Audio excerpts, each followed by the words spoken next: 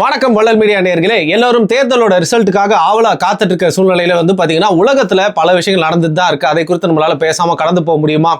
Influencer அப்படின்னா என்னன்னு பாத்தீங்கன்னா, அவங்க ஒரு விஷயம் பேசுறதுனால பண்றதுனால மற்றவங்களை இன்ஃப்ளூயன்ஸ் பண்ணிடுவாங்க. அப்படிங்கறதுனால பாத்தீங்கன்னா நம்மளுடைய காணொலி எந்த காரணத்துக்கும் தேர்தலில் இன்ஃப்ளூயன்ஸ் பண்றக்கூடாது அப்படிங்கிறதுக்காக தேர்தல் முடிந்தவுடன் ஒரு காணொலியை A2D அப்படிங்கிற நந்தான்றவர் வெளியிட்டு இருக்காரு. அந்த காணொலியை பத்தி எல்லாருமே பரபரப்பா பேசிட்டு இருக்காங்க. அதை குறித்து தான் பாரி அவர்கிட்ட கேட்டு தெரிஞ்சுக்க போறோம். வணக்கம் பாரி அவர்களே. வணக்கம். தலைப்புக்குள்ள போறதுக்கு முன்னாடி பாத்தீங்கன்னா ஒரு ஊரு பேர் மறந்துட்டு அங்க பாத்தீங்கன்னா கொடிங்க இருக்கு. அந்த ஊர் பசங்கெல்லாம் பிச்சு காலால மிதிக்கிறது அந்த புலிக்கொடியை அதெல்லாம் பண்ணிட்டு அப்புறம் ரொம்ப சொல்றதுக்கு எனக்கு விருப்பம் இல்லை. அது மாதிரி அந்த காணொலி பதிஞ்சு அரசியல் புரிதல் இல்லாத ஒரு கூட்டத்தை அரசியலுக்குள்ள கொண்டு வந்தீங்க அப்படின்னா என்னென்ன நடக்குங்கிறத நடத்தி காட்டியிருக்கிறார்கள். டிவிகே சார்ந்த தோழர்கள் தான். இந்த டிவிகே சார்ந்தவங்க என்ன பண்ணியிருக்கிறாங்கன்னா, நாம் தமிழர் கட்சி ஒரு மீட்டிங் நடத்தி முடிச்சுட்டு கொடி இருக்கும்ல, எல்லா கொடியும் எடுத்து போயிட மாட்டேங்குது. ஒரு சில கொடிகள் அங்கே இருந்திருக்கு போல், அங்கே நடந்து முடிச்சதுக்கப்புறம் அந்த கொடிகளில் போயிட்டு பிச்சு அதை காலில் போட்டு மிதித்து வீடியோ எடுத்து போட்டுருக்காங்க. அந்த வீடியோ இந்த டிவிகே அந்த ஈகோ சிஸ்டத்தில் போட்டு பரப்பி அதில் ஃபயர் விட்டுக்கிட்டு ஒரு கேவலமான ஒரு புரிதல்னு பாருங்கள். அந்த கொடி யாருடைய கொடி? இப்போ நீங்கள் நாம் தமிழர் கட்சியை விமர்சிக்கிறீங்க, சீமான் அவரை விமர்சிக்கிறீங்க, இல்லை வேற அந்த கட்சியில் இருக்க பொறுப்பாளர்களை விமர்சிக்கிறீங்கிறது வேற. ஆனால் அந்த கட்சியுடைய கொடியாக இருக்கக்கூடிய கொடி அது அந்த கட்சிக்குரிய கொடியே கிடையாது. அது இனத்திற்குரிய ஒரு கொடி. அது புலிக்கொடி. அந்த புலிக்கொடி தேசிய தலைவரால் வடிவமைக்கப்பட்டு தேசிய தலைவரால் கொடுக்கப்பட்டது. அதில் ஒரு ஆல்ட்ரேஷனே இவங்க பண்ணியிருக்காங்க. அதில் இருக்கக்கூடிய அந்த துவக்கு எல்லாத்தையும் எடுத்துட்டு தமிழீழ கொடிக்கு ஆல்ட்ரேட் பண்ணி அந்த இதற்கெல்லாம் அந்த மாதிரி அவங்க மாற்றிருக்கிறாங்க. அதுலேயே இன்னும் நிறையா கான்ட்ரவர்சிஸ் இருக்கும். நீங்கள் பார்த்தீங்கன்னா தமிழீழ கொடிகளில் பார்த்தீங்கன்னா துப்பாக்கியோடைய புல்லட்ஸ் இருக்கும். அந்த சூரியனுடைய ரேக்கு பதிலாக புல்லட்ஸ், கதிர்களுக்கு பதிலாக புல்லட்ஸ் இருக்கும். அந்த புல்லட்டில் ஒரு எண்ணிக்கை இருக்கும். இதெல்லாமே காரணத்தோடு வடிவமைச்சது தான். ஆனால் இவங்க அதில் இருக்க அந்த புளியை மட்டும் எடுத்துட்டு அப்புறம் சூரியன் கொண்டு வச்சுட்டாங்க. அது இப்போ சூரியன் ஏன் வச்சாங்கன்னு இப்போ தான் எனக்கு புரியுது. முன்னாடிலாம் புரியல, இப்போ புரியுது. ஸோ சூரியனை வச்சுட்டாங்க. வச்சு இவங்க ஒரு மாதிரி இவங்களுக்கு தகுந்த ஒரு வடிவமைப்பாக மாற்றினாங்க.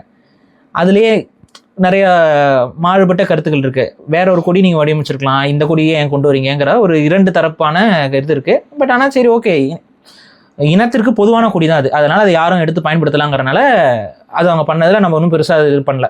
ஆனால் அதில் இன்னும் ஒரு கான்ட்ரவர்சி இருக்குது. ஏன் அந்த கான்ட்ரவர்சி இருந்துச்சுங்கிறதுக்கு இதுதான் காரணம். இப்படி ஒரு கான்ட்ரவர்சி இருந்ததுக்கு காரணம், நாளை பின்ன உங்களை விமர்சிக்கிறவன் இந்த கொடியை தூக்கி பிரச்சனை பண்ணுவான், இந்த கொடியை இழிவுபடுத்துவான் அப்படிங்கிற ஒரு பார்வை என்பது எல்லாருக்குமே இருந்துச்சு. அது கீழே அந்த பிளாஸ்டிக் கொடி தானே மனசு கேட்காது பாரி, அதை டக்குன்னு எடுக்கணும்னு தான் தோணும் எனக்கு. அதாவது அந்த தற்கொலை கூட்டம், அரசியல்னா என்னன்னு தெரியாத ஒரு கூட்டம் தான் விஜய்க்கு பின்னாடி அலையிறாங்க. அதிலெல்லாம் மாற்றுக்கிறதே கிடையாது நமக்கு. அப்போ அந்த அரசியலே என்னன்னு தெரியாதவன் என்னவா பார்க்குறான்? தமிழ் தேசிய கொடியும் கூட அவன் என்னவா பார்க்குறான் பாருங்க. இங்கே தான் பிரச்சனை. இதனால தான் சிலது பொதுவாக இருக்கக்கூடிய கொடிகளை நம்ம அப்படியே தவிர்த்துட்டு நமக்கான ஒரு வடிவமைப்பை நீங்கள் புதுசாக வடிவமைச்சிருந்தா இந்த பிரச்சனை வந்திருக்காது. ஆனால் இது உடனே என்ன ஆகுதுன்னா, புலிகளை அவமதிக்கிற இடத்துக்கு போகுது, நமக்காக உயிர் நீத்தவர்களை அவமதிக்கிற இடத்துக்கு போகுது.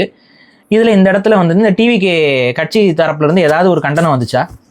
இப்போ டிவிக்கு தலைமையிலேருந்து இதுக்கு எதிர்த்து ஏதாவது ஒரு கருத்து வந்துச்சா? இப்படி பண்ணாதீங்க, நமக்கு நாம் தமிழர் கட்சியோட நமக்கு இருக்கக்கூடிய முரணை அந்த கட்சியோட கொடியை இழிவுபடுத்துறதோ இல்லை, இது அரசியலே இல்லை. இது அரசியலே இருக்குது. இது இது இது என்னன்னா, உனக்கு உண்மையாகவே நாம் தமிழரை எதிர்த்து பேசணும்னா நீ அவங்க தொண்டர்கள்ட்ட நீ கேள்வியை முன்வை, அவங்க அதுக்கு பதில் சொல்கிறாங்களான்னு பார்ப்போம். நீ என்ன, அவன் பண்ணுறதை பார்த்தாவே தெரியல, அவன் கஞ்சா குடிக்க பைய, ஏதோ ஒரு கஞ்சா குடிக்க பைய, ஒன்றுக்காகாத பைய, அவன் என்ன பண்ணுறான், அவன் பிச்சு கீழே போட்டு மிதிச்சுட்டு அலைகிறான். இந்த இடத்துக்கு டிவிகே வருது அப்படின்னா, டிவிகே எந்த அளவுக்கு அரசியல் தற்குறிகளையும் அரசியல் புரிதலற்ற நபர்களையும் களத்துக்குள்ளே இறக்கி விட்டுருக்குன்னு பாருங்கள். சமூக ஆபத்து. இப்போ நாளைக்கு 4ஆம் தேதி ஜெயிக்க மாட்டீங்க, என்ன பண்ண, இப்போ என்ன பண்ணலான்னு இருக்கீங்க? கலவரம் தான் பண்ண பிளானா? எனக்கு இந்த டவுட்டாக இருக்குது, உண்மையாகவே டவுட்டாக இருக்குது. 4ஆம் தேதி ஜெயிச்சிருவீங்க, கட்டாயம் ஜெயிச்சிருவீங்கன்னு சொல்லி எல்லா பக்கம் பேசிக்கிட்டு இருக்காங்க. இப்போ 4ஆம் தேதி ஜெயிக்கலன்னு ரிசல்ட் வந்துச்சுன்னா என்ன ஆகும்? பயமாக இருக்குது, நமக்கு உண்மையாகவே பயமாக இருக்குது. புரியுது. ஏன்னா குருட்டாம்போக்கில் செயல்படுறானுங்களே, கிறுக்கனுங்க மாதிரி செயல்படுறானுங்களே. நம்ம என்ன பண்ணுறோம்? உனக்கு நாம் தமிழர் கட்சி மேலே குறை இருக்குன்னா நீ போயிட்டு அவங்கக்கிட்ட சண்டையை போடு, அவங்கக்கிட்ட பேசு, இணையதளத்தில் சண்டையை போடு, இதில் பேசு, பொதுத்தளத்தில் கேள்வியை கேளு, யாராவது கேட்க வேண்டாம்னு சொல்கிறாங்களா உன்னை? ஆனால் என்ன கொடி, என்ன நோக்கம், என்ன இளவுனே தெரியாமல் போட்டு மிதிச்சுக்கிட்டு இருக்கியே. தெரியாதுங்க, அதுதான் தெரியாது. அப்போ கொஞ்ச நாச்சும் நாகரிகமாக நடந்துக்கோங்கடா. இதெல்லாம் என்ன சொல்லி நம்ம தெரியல. தமிழ்நாட்டோட தலையெழுத்து எங்கே போய் நிற்க போகுதுன்னு தெரியல. இது நம்ம சொல்லிடுறோம். நந்தா ஏட்டுடி வந்து பார்த்தீங்கன்னா ஹம்சா மசாரியா மாறி வந்து பார்த்தீங்கன்னா ஒரு காணொலி விட்டுருக்காரு. அதை குறித்து என்ன நினைக்கிறீங்க? அதாவது திமுக தோக்க தான் போகுது அப்படிங்கிறத வந்து ஏட்டுடி சேனல் வந்து ஒரு கலா ஆய்வு செய்து கண்டுபிடித்து விட்டார்கள் போல. அதனால அப்படியே அப்ரூவல் ஆயிட்டாங்க. இல்லை, இந்த நேரத்தில் ஒரு சின்ன அப்டேட் நான் உங்ககிட்ட சொல்லணும்னு நினைக்கிறேன். அந்த வீடியோக்கு கீழே ஒரு கமெண்ட் போட்டிருக்க மாதிரி நான் ஒரு போஸ்ட் பார்த்தேன். இது வந்து எந்த ஒரு பார்ட்டிக்கு எதிரான ஒரு வீடியோவும் இல்லை. ஈவெண்ட் ஆர்கனைசர்ஸ் பின்னாடி காடுகள் சேனல் வந்து பார்த்தீங்கன்னா பண்ண சொதப்பலுக்கு எதிரான ஒரு வீடியோ, அதை எக்ஸ்பிளைன் பண்ணுறேன்னு சொல்லிட்டு ஒரு கமெண்ட், டாப் கமெண்ட்டாக பின் பண்ணி வந்து போட்டிருக்காரு. அல்ல அவர் சொன்னால் நம்பிடணும்ல உடனே. இப்போ ஆக்சுவலாக என்னன்னா, இப்போ அது நடந்தது என்னன்னு நம்ம பார்த்துருவோம். இப்போ ஏட்டுடி நந்தா வந்து தன்னை வந்து ஒரு நியூட்ரலான ஒரு பர்சனாக காட்டிக்கிறாரு. நியூட்ரல் தான் அப்படின்னு அவர் சொல்லிக்கிறாரு, வாய் வாலியாக சொல்லிக்கிறாரு. அவரோட ஆடியன்ஸை வந்து அவர் நம்ப வைக்கிறாரு. இருக்கட்டும். இப்போ இங்கே என்ன பிரச்சனை ஆகுதுன்னு பார்த்தீங்கன்னா, முதலமைச்சர்கிட்ட நான் போய் கேள்வி கேட்குறதுக்கு என்ன கூப்பிடுறாங்க, நாங்கள் போகக்கூடாதா அப்படின்னு அவங்க விளக்கம் கொடுக்குறாங்க. நாங்கள் போகும்போது நம்ம போயிட்டு நாங்கள் கேள்வியை கேட்குறோம் அப்படின்ட்டு. முதலமைச்சர்கிட்ட போனால் கேள்வி கேட்கலாம், தப்பு கிடையாது. அதே போல் இவரும் நான் என்னென்னமோ கேள்விலாம் கேட்டேன். ஆண்டர்ப்ரனர்ஷிப்பை பற்றி பேசணும், அதை பற்றி கேட்டேன், இதை பற்றி கேட்டேன். ஐடி கம்பெனிஸ் வந்து அதிகரிக்கிறது, இது வந்து நம்ம இதில் இல்லை, பெங்களூருக்கு போயிடுச்சு, அதெல்லாம் நான் கேட்டேன், இதெல்லாம் கேட்டேன். அதெல்லாம் கேட்டு எதுவுமே வராமல் போயிடுச்சு. வராமல் போனதுனால இப்போ எல்லாரும் என்ன வந்து போயிட்டு இவர் என்ன ஆக்சுவலாக கேள்வி கேட்டிருந்தாரு ஸ்டாலின் அவர்கிட்ட. இல்லை, இவர் என்ன கேள்வி கேட்டாருன்னு நான் பார்க்கல. இவர்கிட்ட கேட்க சொன்ன கேள்வி வந்து ரிங்டோன் என்ன, உங்க ஃபோன்ல என்ன, இவர்கிட்ட கொடுக்கப்பட்ட கேள்வி அவர் சொல்றாரு. ஆக்சுவலா இவருக்கு கேட்ட கேள்வியே வந்து ஒன்றும் இல்லாத உப்புச்சப்பு இல்லாத கேள்வி தான் கேட்டிருந்தாப்புல. அப்பயே அது விமர்சனம் ஆச்சு. அந்த விமர்சனத்துக்கு பதில் கொடுக்குறேங்கிற பேர் தான் நான் என்னென்ன கேள்வியெல்லாம் கேட்கறதுக்கு தயாரா இருந்தேன்னு சொல்லிட்டு ஒரு விளக்க காணொலி தான் கொடுத்துருக்காரு. அதுல வந்து அவர் கேட்கிற கேள்வியெல்லாம் நியாயமான கேள்வி தான், நல்ல கேள்வி தான். ஆனா யார்கிட்ட கேட்கணும்னு இவருக்கு தெரியாம போயிடுச்சு. ஸ்டாலின் அவர்கிட்ட இந்த கேள்வியெல்லாம் கேட்டால் அவர் பதில் கொடுத்தாரா? இதுவே வந்து நமக்கு நம்பும்படியாக இல்லை. இவர் கேட்டு அவர் பதில் கொடுக்குற ஆளும் கிடையாது. உங்களுக்கு நீங்கள் ஏதாவது சும்மா போனீங்களா, போகிற வழியில் நிப்பாட்டி இப்படி பண்ண சொல்கிறீங்களா, இல்லை வேற மாதிரி ஏதாவது பண்ண சொல்கிறீங்கன்னா அவர் செஞ்சு காட்டுவாரு, அப்படி பண்ணுவார். அதெல்லாம் ஓகே. நீங்கள் இந்த மாதிரி கொஞ்சம் இன்டெலெக்சுவலான கேள்வியெல்லாம் கேட்டால் ஃபர்ஸ்ட் அவருக்கு அதுக்கு புரியுமாங்கிறதே நமக்கு தெரியல. அதுக்கு அவர் பதில் கொடுத்தாருங்கிறத வர நம்ம ஏற்றுக்கணுமா? அந்த பதில் கொடுத்தும் அது பேசுனது ஏன் வரல? அப்போனா அவர் பதில் கொடுக்கலன்னு அர்த்தம். ஒரு வேளை இப்படி பண்ணியிருப்பாரோ, ஏட்டுடி கேட்டுருவேன் அப்படின்ட்டாரா? இல்லை வந்துட்டு மனு கொடுக்க வந்த ஒரு அம்மாவை ஓரந்தள்ளி விட்டு போன மாதிரி ஏட்டுடி அப்படியே ஓரந்தள்ளி விட்டு போயிட்டாங்களா? இல்லை இந்த கேள்வியை கேட்கறதுக்கு ஏட்டுடி எந்திரிக்கும் போதில் உட்கார் தம்பி அப்படின்னு சொல்லிட்டாங்களா? என்ன நடந்துச்சுன்னு தெரில.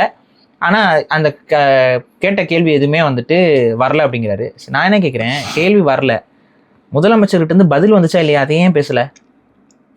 நான் கேட்டேன், முதலமைச்சர் இப்படி பதில் சொன்னார்னு ஒன்றும் சொன்னாரா அவரு? இல்லை, அந்த ஈவெண்ட் ஆர்கனைசர்ஸ் வந்து பார்த்தீங்கன்னா அதை கேட்க விடலை. அதுக்கப்புறம் நான் வந்து அப்போ கேட்டிங்களா கேட்கலையா? நான் கேட்டேன், அது வீடியோவில் வரல அப்படின்னாரு. சரி, நீங்கள் கேட்டீங்க, அதுக்கு முதலமைச்சர் என்ன பதில் கொடுத்தாரு? அதையும் சொல்லியிருக்கணும்ல. நான் இப்படி கேட்டேன், முதலமைச்சர் அதுக்கு இப்படி ஒரு பதில் கொடுத்தாரு, ஆனால் அது வீடியோ வரல. அது ஒரு நியாயம். நான் கேட்டேன் ஆனால் வீடியோ வரல அப்படின்னா நீங்கள் கேட்டு அவரை பதில் சொல்லலையா? அப்போ அங்கே என்ன நடந்துச்சு? சரி, இதை நீங்கள் எப்போ சொல்லியிருக்கணும்? அந்த போயிட்டு வரீங்க, அந்த வீடியோ டெலிகாஸ்ட் ஆகுது, உங்களை எல்லாம் விமர்சிக்கிறாங்கன்னா அன்றைக்கே சொல்லிடணும். தேர்தல் வரைக்கும் ஏன் வெயிட் பண்ணீங்க? இல்லைங்க, இன்ஃப்ளூயன்சர்ன்றதுனால இன்ஃப்ளூயன்ஸ் ஆடுவாங்கல்ல. இப்போ இங்கே பிரச்சனை என்னன்னு நான் சொல்லிடுறேன் சிம்பிளா. இப்போ ஏட்டுடி நந்தா போய் கேள்வி கேட்டாரு, பண்ணாரு, இது பண்ணாரு, அதுங்கிறதெல்லாம் அது நான் இந்த கேள்வி கேட்டேன் அவர்கிட்ட, அதெல்லாம் விஷயமே இல்லை. நீங்கள் வேறு செலக்ட் பண்ணி கூப்பிடுறாங்க பார்த்தீங்களா? இங்கேயே நீங்கள் சோரம் போயிட்டீங்க. எல்லாரையும் கூப்பிட மாட்டாங்க. ஏன் கூப்பிடுறாங்க உங்களை மிஸ்டர் ஜிகே எல்லாம் ஏன் கூப்பிடுறாங்க? 200 கிலோமீட்டர்ஸ்க்குள்ள இருக்காங்கன்னா கூப்பிடுவாங்க. அந்த 200 சுற்றுவட்டாரத்துக்குள்ள இருந்தாங்கன்னா கூப்பிடுவாங்க. அப்போ பேசிக்காக நீங்கள் உண்மையாகவே நியூட்ரலாக நின்னீங்களா? அப்படி நியூட்ரலாக நிற்கிற எத்தனையோ பத்திரிகையாளர்கள் இருக்கிறாங்க, எத்தனையோ கேள்விகள் அவங்களிடம் கேட்கப்பட வேண்டிய கேள்விகள் இருக்கு. இப்போ எங்களெல்லாம் கூப்பிட்டா நாங்களும் போய் கேட்டிருப்போம். ஆனால் ஏன் கூப்பிடல? எங்களை ஏன் கூப்பிடல? உங்களை ஏன் கூப்பிட்டுருக்காங்க? இங்கே தான் உங்களோட நியூட்ரலிட்டி கேள்விக்குள்ளாக்கப்படுகிறது. இல்லை, எனக்கு என்ன தோணுதுன்னா, நீங்கள் உங்களை கூப்பிட்டாங்கன்னு வச்சுக்கோங்களேன், நீங்கள் போவே மாட்டீங்கன்னு தோணுது பாரு. ஐ மீன், அந்த ஈவெண்ட்டுக்கு போகக்கூடாதுன்னு தெரியும்ல உங்களுக்கு. ஒன்றும் இல்லை, கூப்பிடுறாங்க, கூப்பிட்டு முதலமைச்சரை பார்த்து கேள்வி கேட்கறதுக்கு சரிங்க லைவ்ல ஓடுமாங்கன்னு கேட்பேன். இல்லைங்க அப்படின்னாங்கன்னா போக மாட்டோம். ஏன்னா பேசிக்காக என்னன்னா, அப்படி ஒரு இது நடந்துச்சு அப்படின்னா அங்கே உண்மை இருக்காதுன்னு எங்களுக்கும் தெரியும். அப்போ நாங்கள் ஏன் அதை தவிர்ப்போம் அப்படின்னா, நாங்கள் போய் என்ன கேள்வி கேட்டாலும் அது வரப்போறதில்ல. ஆனால் எங்களோட முகத்தை பயன்படுத்தி நாங்களாம் அவங்களுக்கு சப்போர்ட்டுங்கிற மாதிரி காட்டிக்குவாங்கங்கிறனால எங்களுக்கு அந்த அறிவு இருக்குது. அந்த அறிவு ஏன் உங்களுக்கு இல்லாமல் போயிடுச்சாங்கிற கேள்வி தான் மக்கள் கேட்குறாங்க உங்ககிட்ட. அவன் ப்ரமோஷனுக்கு தானே கூப்பிட்றான். அங்கே ப்ரமோட் செய்ய வேண்டிய பொருள் என்ன? ஸ்டாலின் பொருள்ன்ட்டீங்க. சரி, ப்ரமோட் செய்யப்படுற ஆள் என்ன? எங்க பொருள்னா ஆயுதங்க. Stalin is more டேஞ்சரஸ்ங்கிறாங்களா? டேஞ்சரஸ்னா மனுஷனை சொல்லுவாங்களா? மிருகத்தை தான் சொல்லுவாங்க. இருந்தாலும் ஏன் முதலமைச்சர் ஸ்டாலின் அவர்கள் சொல்றாங்க அப்படின்னா அது ஒரு உவமை. அதே போல நான் அந்த பொருள் அப்படிங்கிறது வந்து ஓன் பொருள் எடுத்து ஓனையே போடுறதுலாம் சொல்றாங்கல்ல, அது மாதிரி ஒரு உவமையா நான் சொல்றேன்.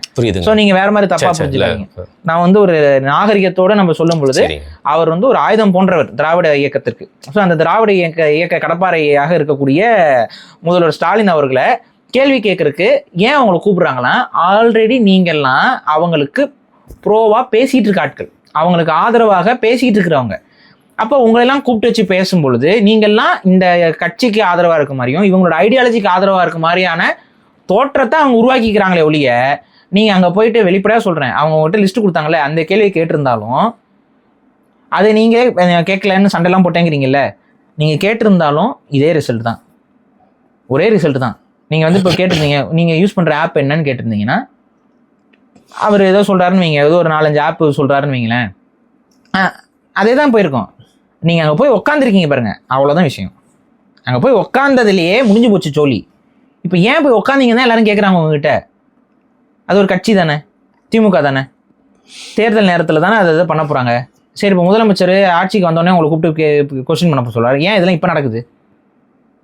சாவர காலத்தில் தானேங்க சங்கரான்னு கத்துவாங்க. அதாவது தேர்தல் முடிய போகிறது நீங்கள் கேட்ட பின் தானேங்க சூரிய நமஸ்காரம். அப்போ அவங்களுக்கு என்னன்னா ஒரு மீடியா எக்ஸ்போசர். இப்போ பிஹைண்ட் வுட்ஸ் எப்பவுமே அப்படிதான். அவங்க வந்து பார்த்தீங்கன்னா யாரெல்லாம் வந்து ப்ரமோட் பண்ணணும்னு சொல்கிறாங்களோ அவங்களுக்கு வந்து ஒரு ப்ரமோஷன் ஒர்க் பண்ணுவாங்க. பிஹைண்ட் வுட்ஸ் வந்து எப்பவுமே ப்ரமோஷன் ஒர்க்ல ஈடுபடுவாங்க. அதெல்லாம் வந்து நியூட்ரல். அவங்களை பொறுத்த வரைக்கும் அவங்க நியூட்ரல்.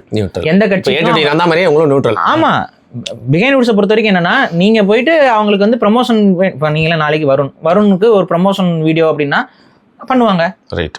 இது வந்து அவங்கள பொறுத்த வரைக்கும் அது பிஸ்னஸ். இது பிஹைண்ட் வுட்ஸ் மட்டும் கிடையாது, இருக்கக்கூடிய எல்லா சேனல்ஸும் உங்களுக்கே தெரியும். இன்னைக்கு மீடியாவில் இருக்கக்கூடிய பெரிய பெரிய சேனல்ஸ் என்ன பண்ணிட்டு இருக்காங்க, இந்த ஸ்டார் நைட்னா இந்த மாதிரி அந்த பெரிய பெரிய சினிமாக்காரங்களெல்லாம் கூப்பிட்டு வந்து நடத்துறாங்கல்ல, ஷோஸ்லாம் நடத்துறாங்கல்ல, இதெல்லாம் என்ன, இதுக்கு முன்னாடி என்ன இருக்கு? சின்ன ரிக்வெஸ்ட்டு, நாளைக்கு நான் இதோட பெரிய லைட்டர்ஸ் பிஹைண்ட் நியூஸ்ல கூப்பிட்டு நடத்துறாங்கன்னா நீங்கள் வந்து என்னுடைய நண்பராக வந்து என்னை பற்றி ஒரு 4 வார்த்தை மைக்கில் வந்து கண்டிப்பாக பேசுவேங்க. கண்டிப்பாக பேசுவேன். இது வந்து எப்பவுமே எப்படின்னா, இதில் வந்து அவங்களுக்கு மணி, இது ஒரு பிஸ்னஸ். இப்போ ஒரு ஆடியன்ஸ் அவங்களுக்கு இருக்குது அப்படின்னா அந்த ஆடியன்ஸ் இருக்க ஆட்களை கூப்பிட்டு வச்சு பேசுவாங்க. அவங்க வந்து அவங்களோட சாதனைகள் இது எல்லாத்தையும் சொல்லுவாங்க. அவங்களோட நண்பர்கள்லாம் வந்து பேசுவாங்க. இது அவங்களுக்கு வியூஸும் ஆச்சு. அது போக ப்ரமோஷன் ஒர்க்குக்கும் அவங்க ஒரு இது வாங்கிக்குவாங்க. இது வந்து இங்கே பின்னாடி நடக்கிற யூடியூப்பை வச்சு நடக்கக்கூடிய ப்ரமோஷன் ஒர்க்ஸ் எல்லாம் வச்சு தெரிஞ்சாவே புரிஞ்சுக்கும். இல்லை இன்னும் நான் சொல்கிறேன், சில பெரிய பணக்காரங்க இருக்காங்க. அந்த சில பெரிய பணக்காரர்கள் என்ன பண்ணுவாங்கன்னா, பணம் அவங்ககிட்ட எக்கச்சக்கா இருக்கும். ஃபார் எக்ஸாம்பிள் பெரிய பெரிய ஹோட்டல் பிஸ்னஸ் பண்ணுவாங்க. அவங்ககிட்ட நிறைய காசு இருக்கும், நிறைய பொருளாதாரம் இருக்கும். அவங்களுக்கு வந்து தன்னை வந்து முன்னிலைப்படுத்தி தன்னை வந்து விளம்பரப்படுத்தணும் அப்படின்னு ஒரு ஆசை இருக்கும். அவங்க பப்ளிசிட்டி இருக்கும். அப்போ அவங்க என்ன பண்ணுவாங்கன்னா, இந்த மாதிரியான சேனல்ஸ் அணுகி, நான் வாங்க என் வீட்டை வந்து சுற்றி பாருங்க, என் பாத்ரூமை பாருங்க, என் பாத்ரூம் அங்கே இது வச்சிருக்கிறேன். ஸோ இந்த மாதிரி கூப்பிட்டு வந்துட்டு அவங்களுக்கான ஒரு புகழை தேடிக்குவாங்க.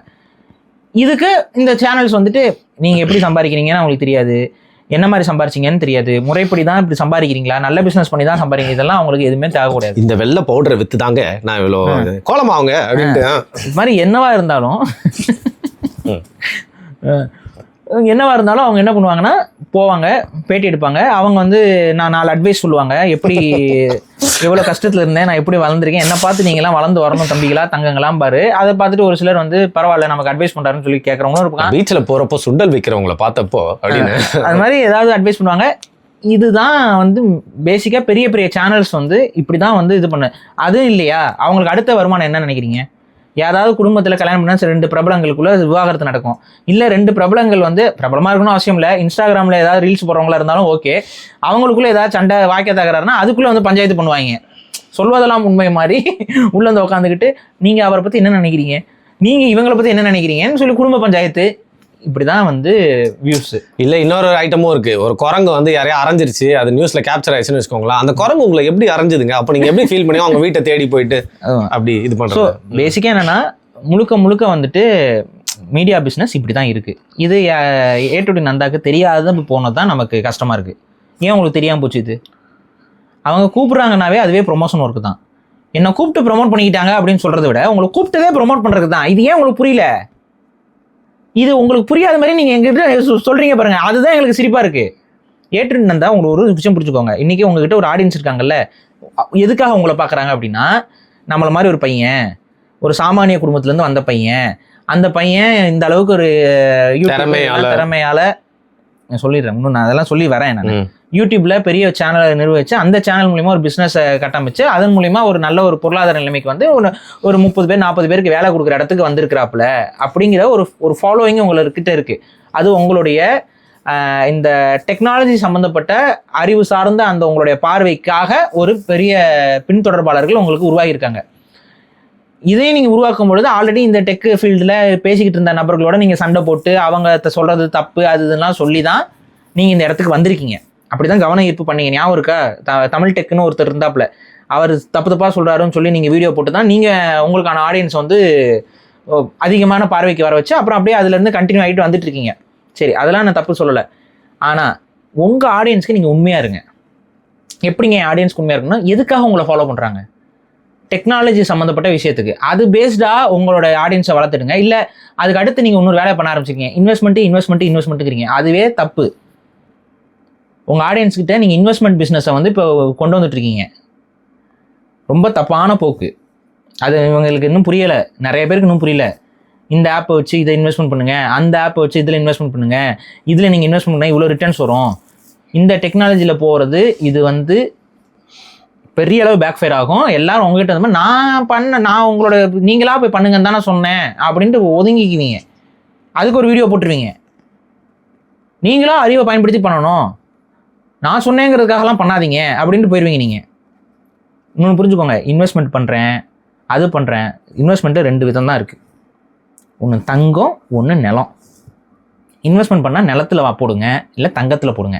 தங்கமும் ஃபிசிக்கல் கோல்டில் போடுங்க. கண்ணுக்கு தெரியுத கையில் பிடிக்கக்கூடிய தங்கத்தில் போடுங்க. இது அந்த பத்திரம் இந்த பத்திரம் தங்கத்தை வந்து நீங்கள் இதில் வச்சு இந்த ஆப்புக்குள்ளே போடுங்க. அப்புறம் பிட்காயினில் போடுங்க. தயவு செஞ்சு நம்பாதீங்க. உங்களால் உங்களுடைய இன்வெஸ்ட்மெண்ட்டை பார்க்க முடியல, எடுத்து கையில் எடுக்க முடியல அப்படின்னா அது இன்வெஸ்ட்மெண்ட்டே கிடையாது, அது சேமிப்பு கிடையாது. இதை ஏன் சொல்கிறேன்னா, நந்தா அவர்கள் உங்களை ரொம்ப இந்த விஷயத்தையும் சொல்லிக்கிட்டே இருக்காப்புல. நானும் பார்க்குறேன் அவரோட கண்டென்ட்டில் வந்து இப்போ ஒரு 10 டெக் கண்டென்ட் வருதுன்னா அதில் ஒரு 5 டெக் கண்டென்ட் வந்து என்னன்னு பார்த்தீங்கன்னா இன்வெஸ்ட்மெண்ட்லேயே இருக்காப்புல. வீடு வாங்காதீங்கிறாரு. சொல்கிறதுக்கு கேட்குறதுக்கு நல்லா தான் இருக்கும். தயவு செஞ்சு அப்படி இருக்காதீங்க. லேண்டில் இன்வெஸ்ட்மெண்ட் பண்ணுங்கள், வீடுகளில் இன்வெஸ்ட்மெண்ட் பண்ணுங்கள், சொந்த வீடு வாங்குங்க. இது வாங்காத அது வாங்காத இந்த லாஜிக்கில் பண்ணுற எல்லாருமே அவங்கள மனசில் வச்சுக்கிட்டு அவங்க ஒரு பிஸ்னஸை கைட் பண்ணுற கொண்டு போகிறதுக்கு தான் உங்களுக்கு இந்த கைடன்ஸ் கொடுப்பாங்களே ஒழிய நீங்கள் உண்மையாகவே முன்னேறணுங்கிறதுக்காக இந்த கைடன்ஸ் கொடுக்க மாட்டாங்க. அவங்கள நம்பி ஏதாவது ஒரு இன்வெஸ்ட்மெண்ட் பண்ண வைக்கிறதுக்கு ஒரு குரூப்பை ரெடி பண்ணுறது தான் இது. ஷேர் மார்க்கெட்டு இதெல்லாம் வந்துட்டு எக்ஸஸாக கையில் காசு இருக்குல்ல, என்ன பண்ணுறதுன்னு தெரியாமல் இருக்கும் பாருங்க, அப்படி இருக்க மட்டும் அதில் போய் கால விடும். நிறைய காசு இருக்குது, என்ன பண்ணுறதுன்னு தெரில, சும்மா நமக்கு வந்து பேசிவாக ஒரு இன்கம் வரணும் அப்படின்னு நினச்சிங்கன்னா அதில் போய் என்னத்தையோ பண்ணுங்கள். ஆனால் அந்த பணத்தை போடும்போது இப்படி போடாதீங்க, இப்படி போடுங்க. இப்படி 3 சுற்றி போட்டிங்கன்னா அது போனது அது வந்தால் லாபம். புரியுதா? தூக்கி போடுங்க, வந்தால் லாபம் அப்படிங்கிற மாதிரி ஒரு சூதாட்டம் மாதிரி அதை பாருங்கள். நான் வந்து இந்த கம்பெனிக்கு நான் இன்வெஸ்ட்மெண்ட் பண்ணியிருக்கேன், எப்போவுமே அது ஏறும், இந்த ஃபண்டில் போட்டிங்கன்னா அது எப்போவுமே ஏறும், அப்படிலாம் கிடையாது. அது கிடையவே கிடையாது. அதையும் வந்து ஏ2டி நந்தா அவரோட இன்ஃப்ளூயன்ஸை வச்சுக்கிட்டு இப்போ பேசிக்கிட்டு மக்களுங்கிறதுல இளைஞர்களை நிறைய இளைஞர்கள்ட்ட அதை அவர் கொண்டு போய் சேர்த்துக்கிட்டு இருக்காரு. அது ஒரு நாள் இல்லை ஒரு நாள் அவருக்கே பேக் ஃபயர் ஆகும். நான் இன்றைக்கி சொல்லிட்டேன், என்றைக்கு ஆகும்னு எனக்கு தெரியாது, ஆனால் ஒரு நாள் இல்லை ஒரு நாள் பேக் ஃபயர் ஆகும். அன்றைக்கி வந்து அப்புறம் எனக்கும் அதுக்கும் சம்மந்தம் இல்லைன்னு வீடியோ போட்டுட்டு நிற்காதீங்க. உங்களை நம்பி நிறைய பேர் போய் போட்டிருப்பான். அப்போ முடிஞ்ச வரைக்கும் உங்கள் இன்ஃப்ளூயன்சர்ஸ் கிட்ட வந்து இந்த பணம் சார்ந்த விஷயத்தில் டிஸ்கஸே பண்ணாதீங்க. அவனோட விருப்பம். உங்ககிட்ட இப்போ காசு இருக்குது, அந்த காசு என்ன பண்ணுங்கிறது யாரும் விருப்பங்க? ஓனரோட விருப்பம் தான். அதை வந்து நான் கைட் பண்ணுறேன், உங்களுக்கு நான் அதை பண்ணுறேன் இதை பண்ணுறேன் இப்படி பேசுகிறவன் அத்தனை பேரும் என்னென்ன நடந்திருக்குன்னு வரலாறு புரட்டி பாருங்க. சறுக்கும். நீங்கள் சரியாக கூட நினச்சி பண்ணலாம். நீங்கள் இதில் ஒன்றும் ஆகாதுன்னு நினச்சி கூட நீங்கள் பண்ணலாம். ஆனால் அது ஒரு நாள் சறுக்கும் போது அது உங்களுக்கும் வந்து பாதிப்பாகும். நான் ஏட்டுட்டு நந்தாக்கும் சொல்கிறேன், உங்களால் அடுத்தவங்களுக்கு பாதிப்புன்னு நான் சொல்லலை, உங்களுக்கே அது பாதிப்பு வந்து நிற்கும். ஏன்னா இந்த இதுக்குள்ளே போகாதீங்க. இன்வெஸ்ட்மெண்ட் என்றால் மண்டையில் ஏற்றிக்கொள்ளுங்கள், நிலமும் தங்கமும் மட்டும்தான். தங்கமும் டைரெக்டாக போய் வாங்குறதுல இருந்து மட்டும்தான் இன்வெஸ்ட்மெண்ட்டு. அதை எப்படி உங்களுக்கு இன்வெஸ்ட்மெண்ட் பண்ண முடியுமோ அப்படி பண்ணிட்டு போங்க. வீட்டில் எப்படியும் கல்யாணம் குட்டிலாம் இருக்கும், மனைவிக்கு நகை வாங்கி கொடுத்துட்டு அது ஒரு இன்வெஸ்ட்மெண்ட்டாக நினைங்க. மனைவியை சாட்டிஸ்ஃபை பண்ண மாதிரி ஆச்சு, நகை வாங்கி கொடுத்த மாதிரி ஆச்சு. அம்மா இருக்காங்கன்னா அம்மாவுக்கு ஒரு நகை வாங்கி கொடுங்க, அது ஒரு இன்வெஸ்ட்மெண்ட்டு. அதில் வந்து இதில் இவ்வளோ வந்து இன்னும் இதில் போகுது அவ்வளோ போகுதுன்னா கணக்கு பார்க்காதீங்க. தங்கம் விலை ஏறிக்கிட்டே இருக்கும் கிராஜுவலாக. ஒரு இது மாதிரி லேண்டு வாங்க முடிகிற அளவுக்கு கையில் காசு இருக்கா வாங்கி போட்டுருங்க. அது வந்து கையில் காசு இருக்குது வாங்க முடியும் அப்படின்னா வாங்கி போட்டுருங்க. லோனு போட்டு தான் வாங்க முடியும்னா லோனை போட்டு கூட வாங்கி போடுங்க. சொந்தமாக லேண்டு வாங்கிக்கோங்க.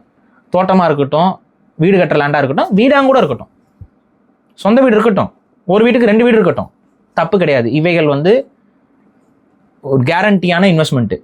இதை பண்ணவெல்லாம் பொழைச்சிக்குவான்.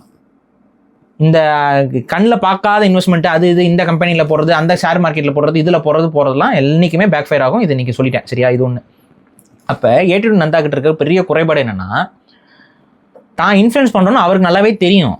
ஆனால் தன்னுடைய சப்ஸ்கிரைபர்ஸுக்கு அறிவில்லைன்னு நினைக்கிறாரு. சரி, அவரோட சப்ஸ்கிரைபர்ஸ்க்கு அறிவில்லைன்னு நினைக்கிறாரு. அது அறிவில்லைன்னு நினைக்கிறதுனால தான் நான் போய் அவங்ககிட்ட கேள்வி கேட்டேன், அவங்க அதெல்லாம் டெலீட் பண்ணிட்டாங்கன்னு சொல்லி எஸ்கேபிசத்தை கையாளுறீங்க. நீங்கள் போய் கேள்வி கேட்டதே தப்பு. போனதே புரியுதா? போனதே தப்பு.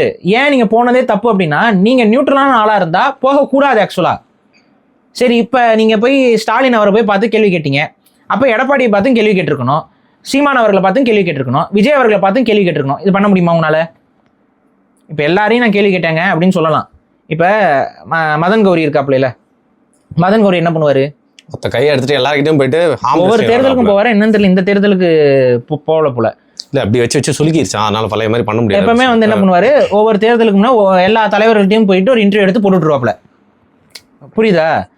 அது என்னன்னா, நான் அவர் கேள்வி கேட்குறாரு, அது சரியான கேள்வி தப்பான கேள்வி எல்லாம் கடந்து எல்லாருக்கிட்டையும். இப்போ ஸ்டாலின்கிட்ட பண்ணுறாரு, இல்லை டிஎம்கே ஈகோசிஸ்டத்தில் ஒருத்தர் பண்ணுறாருன்னா நாம் தமிழருக்கு பண்ணுவார், எடப்பாடிக்கு பண்ணுவார்.